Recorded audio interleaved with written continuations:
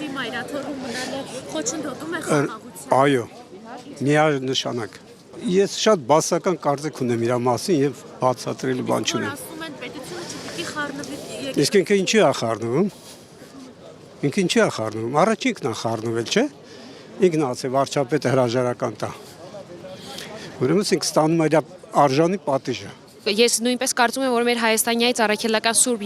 եկեղեցին նորոգման կարիք ունի եւ կառավարությունը այդ process-ը շատ ճիշտ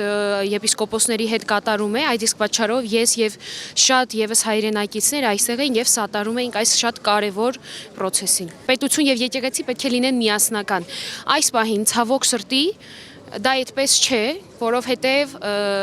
իրեն հռչակած կաթողիկոսը գործում է անկախ։ Եվ պետք է այդ ամեն ինչը շտկվի, որպեսզի պետություն եւ եկեղեցի միասին քայլեն խաղաղության ընդառաջ։ Պետությունը օգնում է, որպեսզի եկեղեցին մաքրվի ուխտադրուժներից, եկեղեցին չծառայողներից։ Հետևաբար եկեղեցին ոչ թե խոչընդոտում է, կառավարությունը եկեղեցուն դեմ չէ, այլ իրականում կառավարությունը եկեղեցու կողքին է եւ գործում է ի օգուտ եկեղեցուն։ Նա անկեղծ չի, նա կեղծավորության էտալոնն է։ Նա մեր երկրինը չի, նա մեր երկրին հարազատ չի։ Նա մեր երկրին անկեղծ չի նա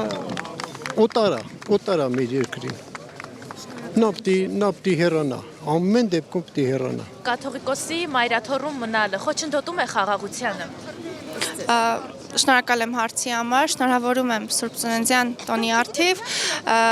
եւ միանգամից եթե կարճ խոչընդոտում է այնքանով, որ երբեք այս ընթացքում չեն կարող դուրս բերել որևէ միտք, որևէ խոսույթ Կտրիչ Ներսիսյանի հրապարակային գործունեությունից, որը միտված եղել խաղաղությանը։ Մենք նույնիսկ այդ բառը չենք լսել իր շուրթերից։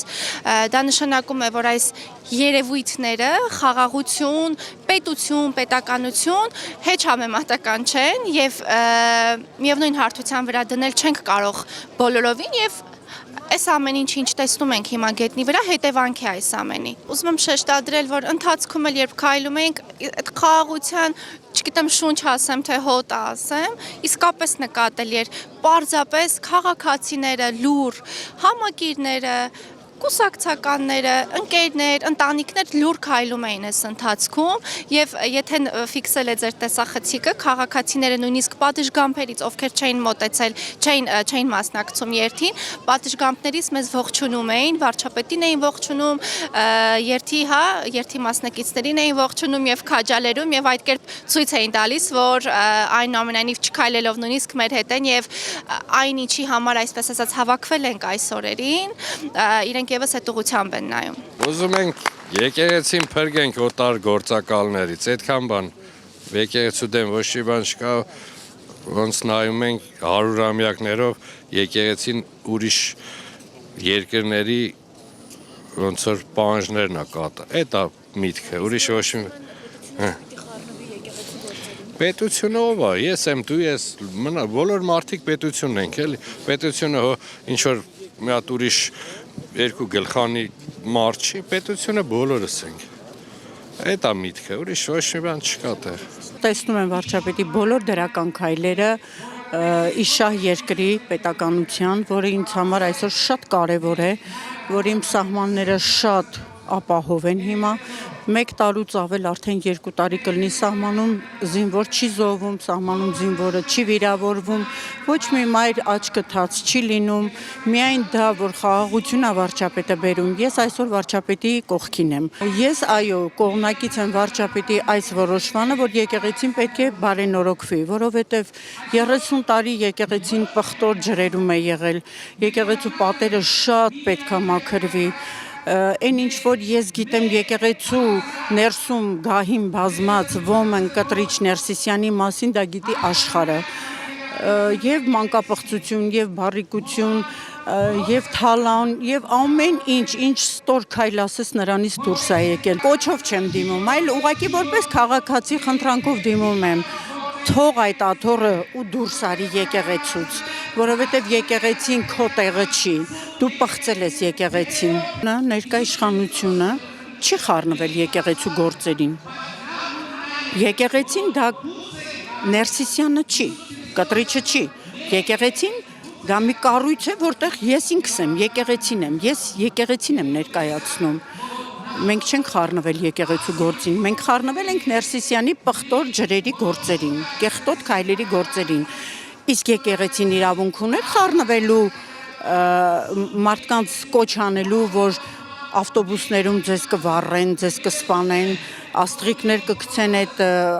անվադողերի տակ, որ վթարներ լինի, դա իրավունք ուներ եկեղեցին խառնվելու։ Հիմա ես այդ նույն հարցն եմ տալիս նման հարցադրում անողներին։ Ինձ համար գիտեք Ներսիսյանը երբ է արդեն կարգալույծ եղել, երբ որ որևէ կնոջ հետ նամատել է անկողին։ Ես երկար տարիներ եկեղեցի չեմ այցելել, ասեմ ձեզ, որովհետև ես տեսել եմ եկեղեցում ինչ է կատարվում։ Անգամ այն անդամավճարը, որ քաղաքացին գցում էր եկեղեցու արկղում, ես տեսել եմ այդ եկեղեցում, այդ արկղից ուր է գնում, այդ չի կարելի։ Գիտեք, ասում են մեծական լավ խոսքը առանց կրակցուղ չի լինում։ Պահանջը Սուրբ եկեղեցին սրբապիղծ մարդկանցից հեռացնելը։ Եկեղեցին սարքել են առևտրի օջախ։ Ինչ ասես վաճե զարթեղենից բռնած ինչով։ Բացի դա, պատարակներից հետո ծնունդա, կնունքա, այս հոգեհանգիստա եւ այլ, սաղ վերածվել է առու վաճառքի։ Այսօր հայաստանյան եկեղեցին մաքուր է, բայց եկեղեցու քարոզիչները իրանք սրբապղծությամբ են զբաղվում։ Դրա համար պետք է իրոք ես դեմ չեմ, թող ապրեն, Աստված իրաց կյանք տա,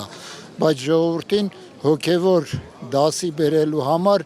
հոգևոր քարոզներ տանեն։ Իսկ իրանք հակառակ նույնիսկ պատարակների ընթացքում այնպես անում, քաղաքականությունից են զբաղվում։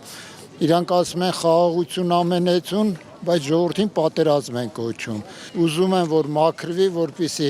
եւ իմ նմանները եկեղեցի հաճախակի հաճախեն։ Ես դեմ եմ մեր այսպես կոչվածին, որովհետև ինքը իր դերում չի, իր տեղում չի, ինքը ընտրվել է կեղծիքներով, ապրում է կեղծիքների մեջ, ստերի մեջ, անբարոյականության մեջ եւ դա հարիր չի մեր վեհարանին, քանի որ համբյուրում ենք նրա ձեռքը, չէ՞, ինչ որ միտեղ ինքն էլ ներկայացնում է, ես ուզում եմ մաքուր ձեռք համբյուրեմ, որ իմ հոգին ու խիղճը մաքուր լինի։ Եթե ես կեղտոտ ձեռքին եմ մոտենում, իմ հոգին կեղտոտվում է, դրանից ես դա չեմ ուզում։